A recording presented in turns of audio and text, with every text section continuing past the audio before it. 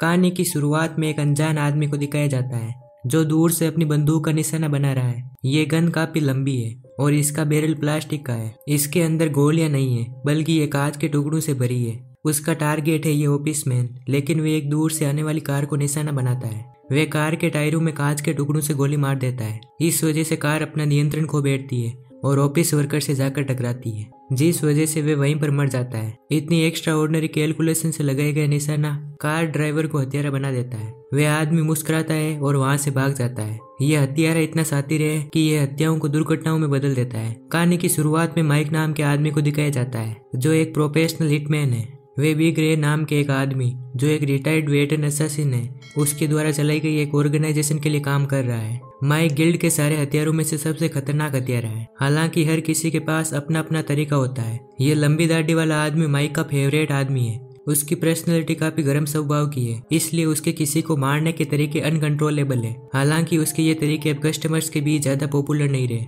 ये अगला बंदा जहर से लोगों को मारने में माहिर है। वे टूथपेस्ट में जहर डालकर लोगों को मार देता है और यहाँ तक कि जहरीली सिगरेट को छूने पर से लोग इसका शिकार बन जाते हैं। इस बूढ़े आदमी ने केवल कुछ सांसें ली और इसके बाद ये नीचे जमीन पर गिर गया। ये है दो दोस्तों की जोड़ी जिनका नाम मैक और मिक है। ये दोनों फॉर्मर स्पेशल फोर्सेस का हिस्सा थे।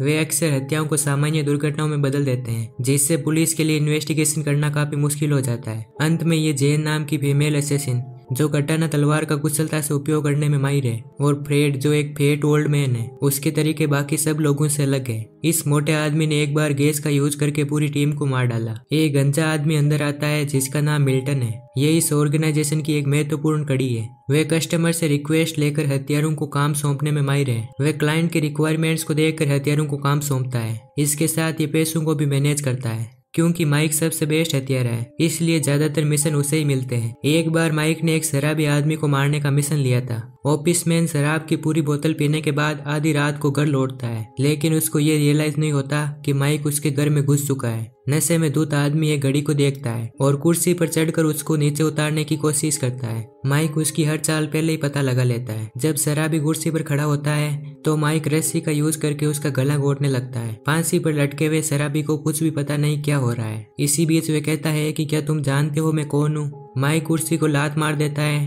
और कहता है कि हाँ मैं जानता हूँ कि तुम कौन हो। तुम्हारी कीमत है $25,000। इससे पता चलता है कि माइक सिर्फ पैसों की परवाह करता है। माइक को कोई फर्क नहीं पड़ता कि इंसान अच्छा है या बुरा। जब तक इसमें पैसे इन्वॉल्व हो, माइक अपने मिशन को जारी रखेगा। काम खत्म होने के बाद माइक सबूत के तौर पर उसकी फोटो लेता है और वहां से निकल जाता है। इसके बाद माइक को पूरे रॉक बैंड को मारने का काम सौंपा गया। वे चुपचाप अंदर चला जाता है और बैंड के गाने सुनता है जैसे वे ऑडियंस का ही पार्ट है, और आराम से बैंड के लास्ट शो को एंजॉय करता है। माइक बैंड की पावर सप्लाई लाइन को नोटिस करता है और पानी की गिलास उठाकर पावर सप्लाई के अंदर डाल देता है। बैंड अपने इलेक्ट्रॉनिक इक्विपमेंट के साथ गा रहा होता है, इसलिए उन्हें इलेक्ट्रिक झटका लगता है। ऑडियंस इसे देखकर चौंक जाती है और उन्हें पता ही नहीं कि क्या हो रहा है। अपने काम को फिनिश करने के बाद माइक अपने तनाव को दूर करने का तरीका ढूंढता है। वे एक पब में जाने का फैसला करता है। इसके बाद वे 2 सिक्योरिटी गार्ड्स को पैसा देकर उन्हें कहीं और जाने के लिए कहता है। अंदर जाकर माइक देखता है कि कुछ ग्रुप के लोग एक महिला को परेशान कर रहे हैं। माइक को इसे देखकर काफी गुस्सा आता है और फिर बिना किसी संकोच के वे एक एक करके उन्हें मारने लगता है। कुछ लोग उसे मारने के लिए माइक के पास आते हैं, लेकिन माइक अपनी खतरनाक फाइटिंग स्किल्स का यूज करके उन्हें जमकर मारता है। हालांकि इस तरीके की लड़ने की क्षमता के बावजूद कौन जानता है कि माइक को कई बार बुली किया जाता था। फ्लैशबैक में हम देखते हैं कि कई सारे टीनेजर्स यंग माइक का पीछा कर रहे हैं। वे माइक को पीटते हैं और उसे उसके लंच के पैसे देने के लिए कहते हैं। वे न्यूज़पेपर बेचकर थोड़े से पैसे इकट्ठा करता है, इसलिए हर समय उन्हें देने के लिए उसके पास पैसे नहीं बचते। एक बार वे एक आदमी को गैस सिलेंडर के साथ किसी के घर में घुसते हुए देखता है, लेकिन डेफिनेटली वे कोई गैस एम्प्लॉय नहीं था। आदमी के घर में घुसने के कुछ सेकंड्स बाद ही घर में विस्फोट हो जाता है, लेकिन वे घर से बाहर निकलता है और उसे कुछ भी नहीं होता। माइक जिज्ञासु होकर उसका पीछा करता है। हफ्तों तक पीछा करने के बाद उसे पता चलता है कि वे एक हत्यारा है जिसे किसी को मारने के लिए पैसे मिलते हैं, और वे इसे किसी दुर्घटना में बदल देता है। माइक उसे ढूंढ लेता है और उसे पता चलता है कि उसका नाम बिग रे है। वे उसे अपनी स्किल सिखाने के लिए फोर्स करता है। वे कहता है कि उसे ग्रुप द्वारा बुली किया जाता है, इसलिए वे लीडर को मारना चाहता है, लेकिन वे जेल नहीं जाना चाहता। माइक में सीखने की इच्छा है और साथ ही उसके पास स्किल्स भी है। बस कुछ ही टाइम की बात है, उसके बाद माइक एक प्रोफेशनल असैसिन बन जाएगा। बिग रे माइक को बताता है कि किसी भी व्यक्ति को एक्सीडेंट से मारना पॉसिबल है, जब वे वहाँ नहीं होता तब माइक ग्रुप लीडर के घर में घुस जाता है और पैसे के एक नोट को एंटीना से चिपका देता है, फिर ब्लैंकेट के नीचे छिप जाता है। लड़का बिना किसी डाउट के घर में एंटर करता है। वे रेलिंग के पास जाकर नोट को लेने की कोशिश करता है। इसी बीच माइक ब्लैंकेट के नीचे से बाहर निकलता है और उसे नीचे की ओर धकेल देता है, जिस वजह से वे काफी ऊंचाई से नीचे गिर जाता है। इस घटना के बाद माइक बहुत खुश हो जाता है, लेकिन उसकी असैसिनेशन स्किल्स अब भी उतनी परफेक्ट नहीं है। नीचे से बिग रे उस व्यक्ति को धक्का देते हुए माइक की तस्वीरें खींचता है। माइक को और अधिक प्रैक्टिस करनी पड़ेगी यदि वे और अधिक खतरनाक और शातिर बनना चाहता है। इसके बाद बिग रे उसे अपने सारे हुनर सिखाता है। गन चलाने से लेकर वे ऐसी डिफेंस स्किल सिखाता है जिससे कोई भी हत्या बस एक एक्सीडेंट की तरह लगे। बिग रे उसे ऐसे सिखाता है जैसे कि वे माइक का पिता है। इतने लंबे समय के बाद माइक अब ऑर्गेनाइजेशन में एक टॉप क्लास हत्यारा बन चुका है। एक बार उसे मिल्टन द्वारा रूट नाम के एक युवा अकाउंटेंट की हत्या करने का काम सौंपा गया था, जिसके लिए क्लाइंट उसे जितना जल्दी हो सके उतना जल्दी मारने के लिए दुगुना पैसा देता है। माइक बिना किसी डाउट के मिशन को एक्सेप्ट कर लेता है। वह अपनी शॉर्ट गन का यूज करता है, जिसका बैरल कांच के टुकड़ों से भरा हुआ है, और कार के राइट एंगल पर आने का इंतजार करता है। जब कार सही टाइम पर पहुंचती है तो वह तुरंत गोली चला देता है। कांच के टुकड़े कार के टायर में लग जाते हैं, जिससे टायर डिफ्लेक्ट हो जाता है। कार मुड़ती है और रूट को हिट करती है, जिस वजह से वे वहीं पर मर जाता है। लेकिन ऐसा लगता है जैसे ये एक्सीडेंट की वजह से हुआ है। माइक हंसता है और वहां से चला जाता है,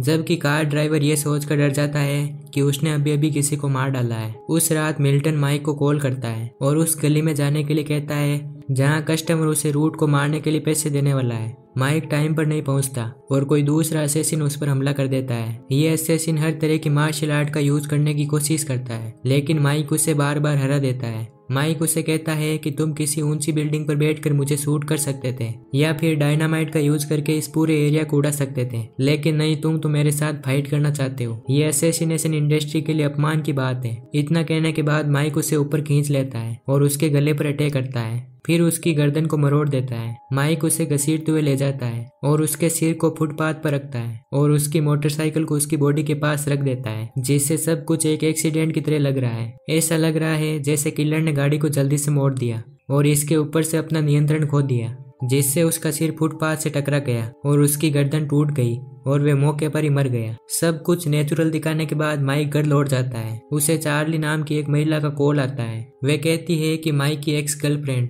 बेथ की मौत हो गई है। इससे पता चलता है कि माइक और बेथ का कुछ टाइम पहले ही ब्रेकअप हुआ था। वे एक इन्वायरमेंटल कार्यकर्ता थी जिसने अनगिनत फैक्ट्रीज को बंद करवा दिया क्योंकि ये पर्यावरण के लिए हानिकारक थी। माइक इस बुरी खबर को सुनता है और बेथ के फ्यूनरल में जाता है, जहाँ वे चार्ली से मिलता है। चार्ली माइक को बताती है कि दो चोर बेथ के पीछे पड़ गए थे। वे उसकी चीजें चुराने वाले होते हैं, लेकिन तभी बेथ वहां पर आ जाती है और वे उसे मार डालते हैं। पुलिस को जांच करने के बाद दो चोरों के फिंगरप्रिंट्स मिले, लेकिन कुछ दिनों बाद उन दोनों की ड्रग ओवरडोज से मौत हो गई। इतना ही नहीं, चार्ली ये भी रिवील करती है कि बेथ प्रेग्नेंट थी और बच्चा माइक का था। ये सुनने के बाद माइक उस अपार्टमेंट में जाने का फैसला करता है जहाँ बेथ रहती थी। वे ये इन्वेस्टिगेट करना चाहता है कि वास्तव में क्या हुआ था। माइक अंदर जाता है और क्राइम सीन को इमेजिन करता है। उसकी एक्सपर्टीज से उसे आसानी से पता चल जाता है कि उसका मर्डर हुआ था। पुलिस इन्वेस्टिगेशन फाइल जो माइक को मिली उससे पता चलता है कि बेथ के ब्लड में नींद की गोलियों की कुछ मात्रा पाई गई है। फाइल में बताया गया है कि बेथ ने डर की वजह से यह नींद की गोलियां ली, लेकिन बेथ ने कभी भी इस तरीके के डर का अनुभव नहीं किया। माइक निष्कर्ष निकालता है कि उसे ड्रग दिया गया है और उसकी हत्या कर दी गई है। उसके बाद क्राइम सीन को एक चोरी के रूप में दिखा दिया और सारा ब्लेम उन दो ड्रग एडिक्ट्स पर डाल दिया जिनके फिंगरप्रिंट्स मिले थे। इसके बाद पता चलता है कि मर्डरर मिक और मैक है। गुस्से में माइक सच्चाई का पता लगाने के लिए उन दोनों को ढूंढने के लिए तुरंत निकल जाता है। मिक और मैक माइक को आते हुए देखते हैं और ये एक्सेप्ट भी करते हैं कि ये उन्होंने ही किया है। उन्हें ये काम दिया गया था, इसलिए उन्होंने इस काम को फिनिश कर दिया। वे कहते हैं कि बेथ और माइक के संबंध पहले से ही टूट चुके हैं, इसलिए वे जो चाहें कर सकते हैं। लेकिन प्रॉब्लम यह है कि बेथ प्रेग्नेंट थी, लेकिन मिक और मैक को ये पता नहीं था। फिर वे दोनों माइक को घर जाने के लिए कहते हैं और कहते हैं कि ये तो बस बिजनेस है। उनके एटीट्यूड से गुस्से में आकर माइक उन पर अटैक कर देता है। हालांकि उन दोनों फॉर्मर स्पेशल फोर्सेस से अकेले लड़ना लगभग असंभव है, लेकिन माइक अपनी बेडेस असैसिन स्किल का यूज करता है। ट्रेनिंग सेशन की वजह से माइक के हमले बेहद खतरनाक बन जाते हैं। वे मैक को अपनी एल्बो से मारकर पीछे की ओर धकेल देता है और मिक के पेट और फेस पर मुक्के मारता है। फिर मिक के चेहरे पर 360 डिग्री मिड एयर किक मारता है। इसके बाद माइक चार्ली के पास जाता है। वह उसे बताता है कि बेथ की हत्या कर दी गई है। चार्ली कहती है कि बेथ के पास एक महत्वपूर्ण जानकारी देने वाली एक हार्ड ड्राइव थी जिसका बैकअप उसके माता पिता के घर पर है। तभी गिल्ड का दाढ़ी वाला हत्यारा वहां पर आ जाता है जिसे किसी ने चार्ली को मारने के लिए भेजा है। दाढ़ी वाला आदमी काफी गर्म स्वभाव का है। जब वह अपने फ्यूरी मोड को चालू करता है तो आदमी बिना सोचे समझे सब कुछ डिस्ट्रॉय करने लगता है। चार्ली उस मौके का फायदा उठाती है जब दाढ़ी वाले आदमी का ध्यान दूसरी तरफ होता है। वह उसके कंधे पर चाकू से वार कर देती है, लेकिन इसका उस पर कोई ज्यादा इफेक्ट नहीं पड़ता। वह काउंटर अटैक करता है और चाकू से माइक पर वार करने ही वाला होता है, लेकिन वह कुल्हाड़ी पर गिर जाता है जिस वजह से उसे काफी घातक इंजरी हो जाती है। मरने से पहले वह रिवील करता है कि मिल्टन ने उसे चार्ली को मारने के लिए भेजा था। इसे सुनकर माइक चार्ली से कहता है कि वे दस्तावेज लेने के लिए बेथ के माता पिता के घर जाए और फिर डॉक्यूमेंट्स मिलने के बाद उसे कॉल करे। इसी बीच माइक मिल्टन के घर जाता है और उसे ये बताने के लिए मजबूर करता है कि चार्ली और बेथ को कौन मरवाना चाहता है। वह कहता है कि केन नाम का अकाउंटेंट इसके पीछे है। ये इन्फॉर्मेशन प्राप्त करने के बाद माइक दोबारा से चार्ली से मिलता है क्योंकि वे बेथ के सारे डॉक्यूमेंट्स लेकर आ गई है। चार्ली उसे बताती है कि बेथ एक इन्वायरमेंटलिस्ट होने के नाते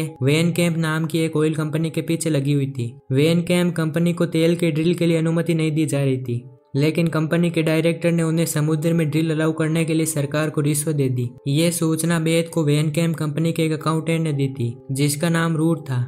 बिल्कुल सही सुना, वही रूट जिसको माइक ने मार डाला था। रूट का एक कोलीग है जिसका नाम केंट है। ये बात जब कंपनी के डायरेक्टर को पता चलती है तो वे केंट को किलर को हायर करके उन्हें मारने के लिए कहता है। केंट हत्यारे को खोजने के लिए मिल्टन से कांटेक्ट करता है। वे मिल्टन के साथ हुई पूरी बातचीत को भी रिकॉर्ड कर लेता है, फिर वे इसे माइक को दे देता है। ठीक इसी समय मिक और मैक वहां पर आ जाते हैं। बिग रे ये देखने के बाद कि माइक काफी परेशानी खड़ी कर रहा है, वह अपने हथियारों की पूरी टीम को माइक को खत्म करने का आदेश देता है। मैक ब्रेसर पहना हुआ है क्योंकि उसे जबड़े पर मुक्का मारा गया था। मैक गुस्से में आकर माइक की ओर ग्रेनेड फेंकता है, लेकिन माइक रोनाल्डो बन जाता है और ग्रेनेड को वापस किक मारता है। ग्रेनेड विस्फोट से दोनों अपना कंट्रोल खो बैठते हैं। माइक इस मौके का फायदा उठाकर मैक की गन लेने की कोशिश करता है, लेकिन मिक गलती से मैक को शूट कर देता है, जबकि माइक उसकी बॉडी को शील्ड के रूप में यूज करता है। इसके बाद माइक मिक पर आग बुझाने वाले यंत्र से स्प्रे कर देता है और फिर इसका यूज करके वे उसे मार डालता है। इसी बीच जेर वाला असैसिन चुपके से माइक पर हमला कर देता है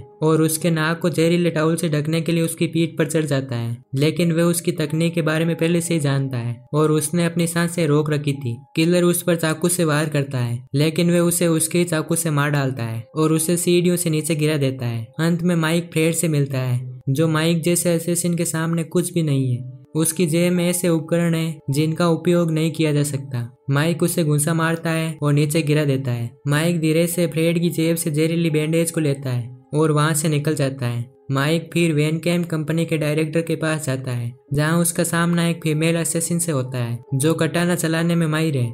यहाँ बिग रे ने उसे डायरेक्टर को प्रोटेक्ट करने के लिए भेजा है। माइक को उससे लड़ने में काफी परेशानी होती है क्योंकि लड़की बेहद फुर्तीली है और ये कहा जा सकता है कि उसकी स्किल्स माइक की स्किल्स के बराबर है, लेकिन उसकी कमजोर स्ट्रेंथ की वजह से माइक उसे दरवाजे के अंदर गिरा देता है। डायरेक्टर एक कटाना को पकड़ा हुआ है और फिर वे इसे लड़की की ओर फेंक देता है। इस मजबूत स्वॉर्ड से वे पागलों की तरह काटने लगती है। माइक उसे आसानी से चकमा देता है और फिर लैम्प का यूज करता है, लेकिन ये काम नहीं करता। तब वे एक सूटकेस का यूज करता है, लेकिन वे इसे 2 टुकड़ों में काट देती है। अंत में माइक उस पर काउंटर अटैक करता है और उसकी तलवार छीनकर उसके आर पार निकाल देता है। फिर वे डायरेक्टर के पास जाता है। वे उसे रिश्वत देने की कोशिश करता है, लेकिन माइक उसका सिर अलग कर देता है। इसके बाद माइक बिग रे के पास जाता है और उस रिकॉर्डिंग को चलाता है। इसमें पता चलता है कि केन ने डायरेक्टर के ऑर्डर्स को फॉलो किया था और मिल्टन को 3 लोगों को एलिमिनेट करने के लिए हायर किया था। वे थे अकाउंटेंट रूट, माइक की एक्स लवर बेथ और चार्ली। उसने जो शर्तें दी उसमें वे चाहता था कि एक सिंगल असैसिन इन तीनों को खत्म करे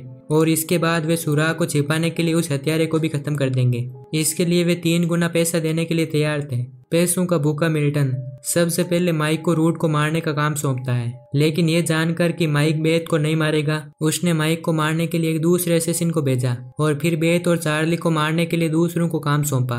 सबसे पहले कई असैसिन को हायर करके माइक को मारने की कोशिश की, उसके बाद उसकी पत्नी का मर्डर कर दिया। सब कुछ रिवील होने के बाद बिग रे मिल्टन पर अटैक करता है। उसके बाद माइक जेर वाली बैंडेज उसे देता है, लेकिन मिल्टन इस बारे में नहीं जानता और कुछ ही मिनट्स के अंदर वे मर जाता है। सब कुछ स्पष्ट होने के बाद भले ही बिग रे सच्चाई जानता हो, लेकिन वह अब भी गुस्से में है क्योंकि माइक ने उसके द्वारा बनाई गई पूरी असैसिन ऑर्गेनाइजेशन को डिस्ट्रॉय कर दिया।